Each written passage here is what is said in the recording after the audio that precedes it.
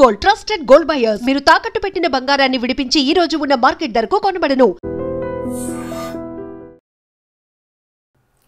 నమస్కారం, welcome to I dream. నేను మీ సంగీత.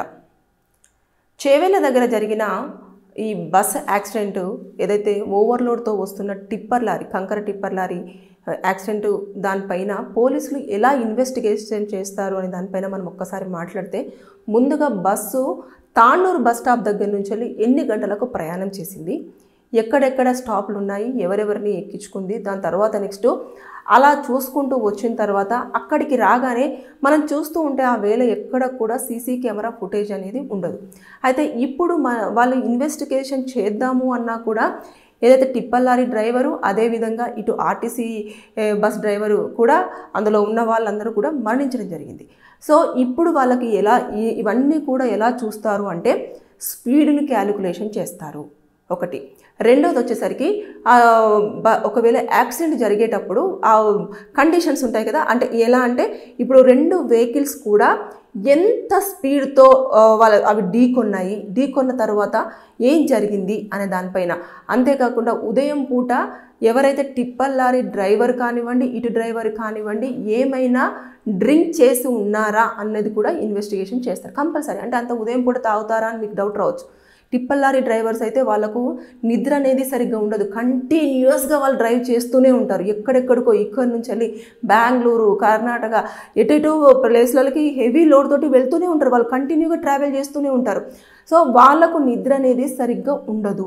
వాళ్ళ నిద్రను కంట్రోల్ చేసుకోవడం కోసం కొన్ని ఇలాంటి డ్రింక్స్ కానివ్వండి, లేదు అనుకుంటే కొన్ని పదార్థాలు కానివ్వండి తింటూ ఉంటారు. వాళ్ళు హోల్డ్ చేసుకుంటారు నిద్రని చాలా వరకే. అందుకే నైట్ పూట ఏదో ఒక టైంలో మాత్రమే వారికి, ఒక టైం నుంచి ఒక టైం వరకు మాత్రమే వాళ్ళు ట్రావెల్ చేయడానికి పర్మిషన్ ఉంటుంది. హెవీ వెహికల్స్కి అందరికి కూడా, సిటీలో హెవీ వెహికల్స్ మార్నింగ్ 10 దాటింది అంటే ఎట్టి పరిస్థితుల్లో కూడా తిరగడానికి ఛాన్స్ లేదు. కాబట్టి వాళ్ళు ఒక ప్లేస్ చూసుకొని అక్కడ ఆ టైం అంతా పడుకొని మళ్ళీ ఆ టైం తర్వాత వాళ్ళు ట్రావెల్ చేస్తూ ఉంటారు. ఇలాంటి సిచ్యువేషన్స్లలో ఇవన్నీ కూడా క్యాలిక్యులేషన్ చేస్తారు, ఫొటోస్ తీసుకుంటారు. అక్కడ ఎవరైతే దాన్ని డైరెక్ట్గా చూసిన వాళ్ళు ఉంటారు కదా, అంటే పొలం పనులు, అంటే ఊర్లోనే జరిగింది కాబట్టి చుట్టుపక్కల మొత్తం కూడా పొలాలు ఉంటాయి. ఆ పొలాల్లో ఉదయం పూటనే అక్కడ ఉన్న గ్రామస్తులు ఉదయం పూటనే లేచి పొలం పనులకు వెళ్తూ ఉంటారు. అయితే వెళ్ళినప్పుడు వారు ఎవరెవరు ఉన్నారు అని చెప్పేసి వాళ్ళందరినీ కూడా పిలిచి ఇన్వెస్టిగేషన్ అనేది చేస్తారు. అంటే ఏం జరిగింది, బస్ ఎక్కడి నుంచి వచ్చింది, ఎలా వచ్చింది, మన టిప్పర్ లారీ డ్రైవర్ ఎలా వచ్చాడు, ఎవరిది తప్పు అని చెప్పేసి అవన్నీ కూడా వాళ్ళు ఇన్వెస్టిగేషన్లో వాళ్ళని అడిగి ఇన్ఫర్మేషన్ తీసుకుంటారు. దాంతోపాటు బస్సులో ఎవరైతే కొన్ని గాయాలతో బయటపడ్డారు కదా, ప్రాణాలను కాపాడుకొని అరిచేతుల్లో పట్టేసుకొని, వాళ్ళను కూడా అడుగుతారు అంటే ఏం జరిగింది అని. అంటే అందులో కొంతమంది ఎర్లీ మార్నింగ్ అవర్స్ కాబట్టి నిద్రలో కొంతమంది ఉంటారు, కొంతమంది సెమీ నిద్రలో అంటే ఆఫ్ నిద్ర అలా తూలుతూ ఉండేవాళ్ళు కొంతమంది ఉంటారు, కొంతమంది మాత్రం ఏదో ఇంకా వాళ్ళు పని చేసుకుంటూనో లేకపోతే చూస్తూనో అలా ఉండేవాళ్ళు కొంతమంది ఉంటారు.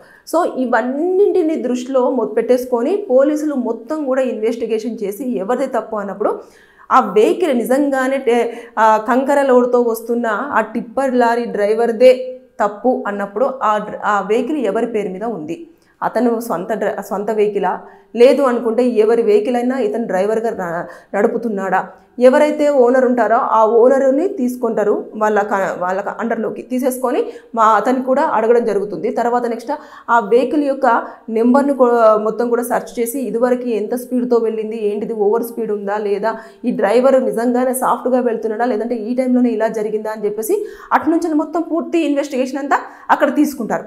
తర్వాత నెక్స్ట్ ఈ ఆర్టీసీ డ్రైవర్కి సంబంధించి కూడా మొత్తం పూర్తి స్థాయిలో కూడా ఎంక్వైరీ జరుగుతుంది. ఇతను కూడా ఇదివరకు ఏమైనా ప్రమాదాలు జరిగాయా, బస్సులకు చిన్న యాక్సిడెంట్స్ అయినా కూడా పట్టించుకోకుండా నెగ్లిజెన్స్గా వెళ్ళడా, లేదంటే ఏం జరిగింది అనేది. ఇకపోతే అటు టిప్పర్ లారీ వెహికల్ కండిషను, అదేవిధంగా ఆర్టీసీ బస్సుకు సంబంధించిన వెహికల్ కండిషన్ ఎలా ఉంది, దాని ఫిట్నెస్ సర్టిఫికేట్స్ ఇవన్నీ కూడా వాళ్ళంతా కూడా గ్యాదర్ చేసుకోవడం జరుగుతుంది.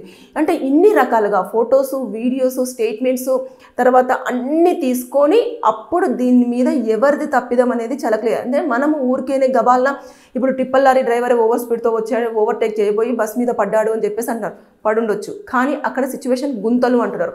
అంటే గుంతలు అనే దానికి ఆ గుంత ఎంత ప్రధానమైన కారణమో ఇతను కంట్రోల్ ఎందుకు చేయలేకపోయాడు. ఇక్కడ రోడ్లు వాళ్ళు రోజు రెగ్యులర్గా వెళ్ళే వాళ్ళైనా లేదు అనుకుంటే కొత్త రోడ్లో వెళ్తున్నప్పుడైనా కూడా మనం ఏం చేస్తామంటే అంత స్పీడ్గా మనం వెళ్ళాం. ఎందుకంటే ఎక్కడ ఏ స్పీడ్ బ్రేకర్స్ వస్తాయో, ఎక్కడ గుంతలు ఉంటాయో, ఎక్కడ కంకర ఉంటుందో, ఎక్కడ రాళ్ళు ఉంటాయో, కొన్ని సందర్భాలలో మనం తెలియకుండానే కుక్క పిల్లలు అలా పరిగెడుతూ ఉంటాయి.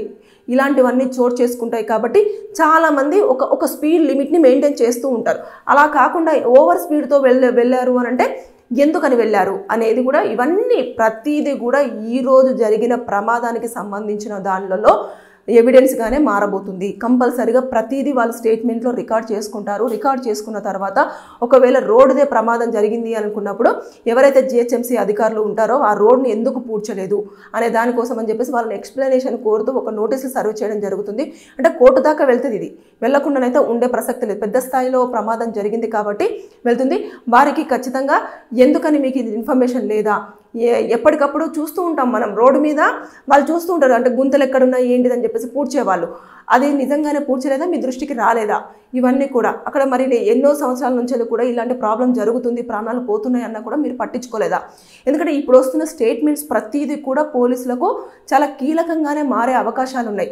ఇది రోడ్ యాక్సిడెంట్ ఎంతవరకు అవుతుందో, దీనిలో తప్పిదాలు ఏమేమి ఉన్నాయి, ఎవరు రెస్పాన్సిబిలిటీ అనేది కూడా ఓవరాల్గా చూసిన తర్వాతనే వాళ్ళు ఇన్ఫర్మేషన్ ఇవ్వాల్సి ఉంటుంది. అంతేకాని ఇప్పుడు ఆషామాషగా రోడ్ యాక్సిడెంట్ అయిపోయింది, అతనిది తప్పు అయిపోయింది, ఇన్ని ప్రాణాలు పోయినాయి అని చెప్పడానికి లేదు. వాళ్ళు ఖచ్చితంగా పూర్తిగా సమగ్రంగా దాని ఇన్ఫర్మేషన్ అంతా తీసేసుకొని సబ్మిషన్ అనేది కంపల్సరీ చేయాల్సిన అవసరం వారికి ఉంది. కాబట్టి దీని మీద పూర్తి స్థాయిలో ఇలాంటి రకరకాల పలు వాటితోటి కూడా జరుగుతుంది. ఇకపోతే మెయిన్ ప్రధానంగా ఇప్పుడైతే టిప్పర్ లారీ ఉంది కదా, దాంట్లో నిజంగానే ఎన్ని క్వింటాల కంకర పడుతుంది, కంకర పడ్డప్పుడు ఇతను ఎన్ని క్వింటాలు కంకర ఎక్కించుకోవడం జరిగింది, లోడ్ని ఫిల్ చేసుకున్నాడు. ఆ లోడు ఎందుకని అంటే గతంలో కూడా ఇలాగే జరిగింది. ఇవన్నీ ప్రతిదీ A to Z ఎవ్రీథింగ్ ఇప్పుడు పిన్ టు పిన్ పోలీసులు ఎంక్వైరీలో మొత్తం పూర్తి స్థాయిలో దర్యాప్తు చేసి ఈ ఇన్ఫర్మేషన్ అంతా కూడా తీసుకోవడం జరుగుతుంది. ఎందుకంటే నష్టం పెద్ద సంఖ్యలో జరిగింది, అంటే ప్రాణ నష్టం చాలా పెద్ద సంఖ్యలో జరిగింది. ఒకవేళ పోలీసులు దమ్మున ఉందామనుకున్న అధికారులు సరేలే అయిపోయిందని చెప్పేసి వారికి ఇలా రోడ్లన్నీ బాగు చేపించేసేయండి అని చెప్పేసి వదిలేద్దాం అనడానికి లేదు ఇక్కడ. ఎందుకంటే ఎవరైతే కుటుంబ సభ్యులను పోగొట్టేసుకున్నారో, వారికి కావాల్సిన వారిని పోగొట్టేసుకున్నారో వారందరూ కూడా పెద్ద స్థాయిలో క్వశ్చనింగ్ చేస్తున్నారు. ఇలా జరిగింది, మేము ఇలా చెప్పాము అని. అదేవిధంగా అక్కడ ఉన్న గ్రామస్తులు కూడా మేము పలుమార్లు ఎన్నోసార్లు అధికారుల దృష్టికి తీసుకెళ్లాము అని చెప్పేసి అంటున్నారు. అంతేకాకుండా కొంతమంది పోలీసులకు కూడా మేము ఇన్ఫర్మేషన్ ఇచ్చాము, ఇక్కడ యాక్సిడెంట్ జరిగినప్పుడు అప్పుడు వచ్చేసి వాళ్ళు ఏదో నామకే వాస్తే ఏదో పంచనామా చేసేసుకొని తీసుకొని వెళ్ళిపోయినారు అని చెప్పేసి అంటున్నారు. అంటే ఇవన్నీ ప్రతిదీ కూడా ఇప్పుడు కీలకంగానే మారనున్నాయి. కాబట్టి ఇందులో ఈ విధంగా ఇన్వెస్టిగేషన్ అనేది పూర్తయిన తర్వాత అప్పుడు దీని మీద ఒక క్లియర్ ఎవిడెన్స్ అనేది కూడా రాబోతుంది. అందరూ ఓవర్ స్పీడ్ తోటి వచ్చారు, ఓవర్టేక్ చేయబోయాడు, టిప్పర్ బోల్తా పడిపోయింది, బోల్తా పడిన తర్వాత ప్రాణాలు కోల్పోవడం జరిగింది, ఊపిరాడక కంకర మొత్తం దాని మీద వాళ్ళ మీద పడడంతో అంటున్నారు. అక్కడి వరకు చాలా క్లారిటీ. కానీ పోలీసుల ఇన్వెస్టిగేషన్లో ఇదొక్కటే ప్రైమరీగా తీసుకోరు. దీని వెనకాల ఏం జరిగింది అనేది కూడా మొత్తం పిన్ టు పిన్ ప్రతిదీ కూడా వాళ్ళు తీసుకుంటారు. తర్వాత ఎంక్వైరీ చేస్తారు. దానికి సంబంధించిన ప్రూఫ్స్ అన్ని కూడా వాళ్ళు ఎవిడెన్సెస్ అన్ని కలెక్ట్ చేసుకున్న తర్వాత దాన్ని సబ్మిషన్ అనేది జరుగుతుంది. సో ఓవరాల్గా చూసేసుకుంటే పోలీసులకు మాత్రం ఇప్పుడు ఇది పెద్ద టాస్క్గానే మారిందని చెప్పేసి మనం అనుకోవచ్చు. Thank you. నిజంగా ప్రస్తుతం ఉన్నటువంటి సమాజం దేనికి ప్రయారిటీ ఇస్తుంది? ఆర్థిక సంబంధాల చుట్టూ మాత్రమే తిరుగుతుంది. మళ్ళీ ఎన్నికలంగానే చాలా విరక్తి కలుగుతుంది. మంచి అనిపిస్తుంది కదా, లేడీస్ కూడా ఛాలెంజింగ్ జాబ్స్ చేసినప్పుడు చాలా బాగుంటది. ట్రాఫిక్ అసిస్టెంట్స్ గా నియమించిన ట్రాన్స్జెండర్స్ అందరితో సాల్యూట్ చేయించుకుంటున్నారు. ఫుడ్ డెలివరీ ఇవ్వటానికి వెళ్ళినటువంటి డెలివరీ బాయ్ అనిల్ పై కళ్ళ ముందు